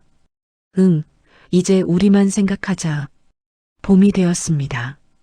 베란다에 꽃들이 활짝 피었어요. 저는 매일 아침 물을 주며 꽃들과 이야기를 나눴습니다. 예쁘게 피워줘서 고마워. 꽃들은 대답하지 않았지만 고개를 끄덕이는 것 같았어요. 이 작은 생명들이 제게는 위로였습니다. 도서관에서 일하면서 정말 좋은 경험을 했습니다. 어느 날 초등학생 여자아이가 다가왔어요. 할머니, 저 숙제하는데 모르는 게 있어요. 뭔데? 위인전을 읽고 감상문을 써야 하는데 어떤 책이 좋을까요? 저는 아이와 함께 서가를 돌며 여러 책을 꺼내봤습니다. 이 책은 어때? 헬렌 켈러 이야기야. 할머니가 어렸을 때 읽고 정말 감동받았어. 아이가 책을 펼쳐보더니 눈이 반짝였습니다. 와, 재밌어 보여요. 이걸로 할게요. 감사합니다, 할머니. 아이가 환하게 웃으며 책을 빌려갔어요. 그 모습을 보니 뿌듯했습니다. 일주일 후 그 아이가 다시 찾아왔습니다. 손에 예쁜 편지 한 장을 들고 할머니, 이거요. 제가 썼어요. 편지에는 이렇게 적혀 있었습니다. 할머니 덕분에 좋은 책을 읽었어요. 선생님께 칭찬도 받았어요. 할머니는 우리 진짜 할머니보다 더 좋아요. 사랑해요. 마이너스 지우 올림. 눈물이 났습니다. 제 손주는 저를 할머니라고 부르지 않지만 이 아이는 저를 할머니라고 불러주었어요. 고마워, 지우야. 할머니도 너 좋아해. 그날 이후 지우는 도서관에 올 때마다 저를 찾았습니다. 숙제도 도와달라고 하고 학교 이야기도 들려줬어요. 여름이 왔습니다. 지우가 방학 숙제로 우리 동네 어르신 인터뷰하기를 해야 한다며 저를 찾아왔어요. 할머니, 인터뷰해도 돼요? 그럼 얼마든지. 지우는 노트와 연필을 꺼내며 질문하기 시작했습니다. 할머니는 어렸을 때 뭐가 제일 재밌었어요? 친구들이랑 술래잡기하고 고무줄놀이 하는 게 재밌었어. 와, 고무줄놀이요? 어떻게 하는 건데요? 저는 지우에게 옛날 놀이를 설명해 줬습니다. 지우는 신기해하며 열심히 적었어요. 할머니의 꿈은 뭐였어요? 지우가 물었습니다. 잠시 생각했어요. 예전에는 자식들이 잘 되는 게 꿈이었죠. 하지만 지금은 내 꿈은 말이야, 매일 건강하게 웃으면서 사는 거야. 그리고 너 같은 착한 아이들을 많이 만나는 거고. 지우가 환하게 웃었습니다. 인터뷰가 끝나고 지우가 물었습니다. 할머니, 손주 있어요? 응, 있어. 너랑 비슷한 나이일 거야. 그럼 자주 만나요? 아니, 못 만나. 멀리 살아서. 거짓말이었지만 아이에게 복잡한 이야기를 할 수는 없었어요. 그럼 외로우시겠다. 제가 할머니 손주 해드릴게요. 지우의 말에 웃음이 났습니다. 그래, 고마워. 할머니가 진짜 손주 생긴 것 같네. 그날 이후 지우는 정말 제 손주처럼 행동했어요. 도서관에 올 때마다 할머니 하고 달려와 안겼고 간식도 나눠줬습니다. 피 한 방울 안 섞였지만 진짜 손주보다 더 소중했어요. 어느 날 지우 엄마가 저를 찾아왔습니다. 할머니, 감사 인사 드리려고 왔어요. 우리 지우가 할머니 이야기를 집에서 맨날 해요. 할머니께서 얼마나 좋으신지. 지우 엄마의 눈에 눈물이 글썽였습니다.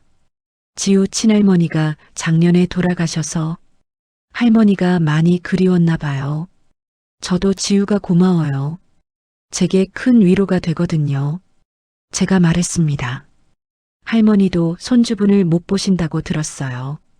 저희 지우가 할머니의 외로움을 조금이나마 채워드릴 수 있으면 좋겠어요. 지우 엄마가 제 손을 잡았습니다. 우리는 한참을 손을 잡고 있었어요. 가을이 왔습니다. 복지관에서 경로 효친 선양대회가 열린다는 공지가 났어요. 효자, 효부를 뽑는 행사였는데 올해는 특별히 명예손주 부문도 신설됐다고 했습니다. 혈연관계가 아니어도 노인을 공경하고 사랑하는 어린이를 선발하는 거였어요. 지우 엄마가 지우를 추천했습니다. 저와의 인연, 도서관에서의 에피소드, 지우가 쓴 편지들, 모든 게 심사 자료로 제출됐어요. 한 달 후 결과가 나왔습니다. 지우가 명예손주 대상을 받게 된 거였어요.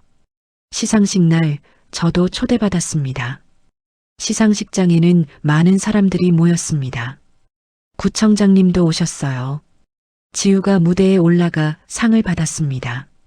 지우 어린이는 혈연관계가 아닌 할머니를 진심으로 공경하고 사랑하며 현대사회의 잃어버린 세대 간 유대를 보여주었습니다.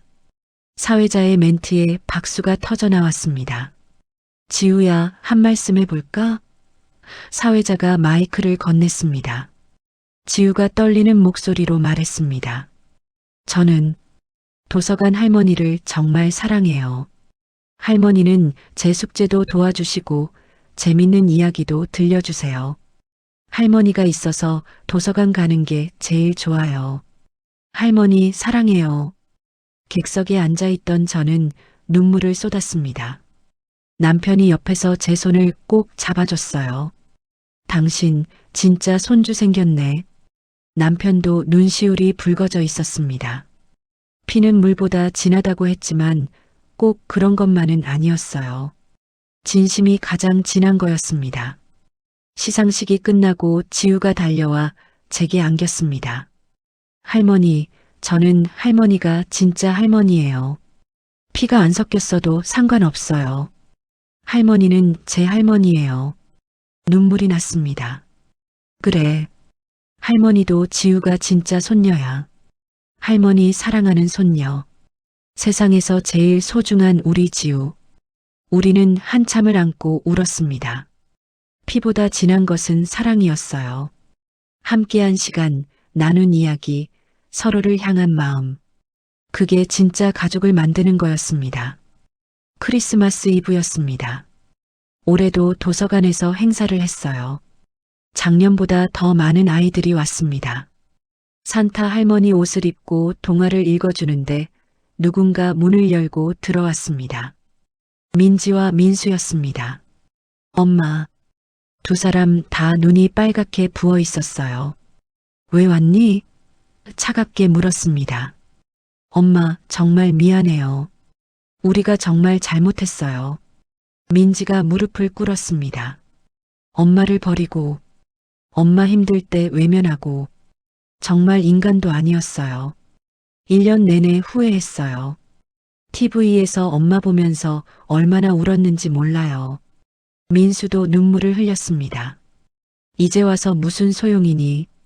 엄마는 이제 엄마 삶이 있어. 알아요.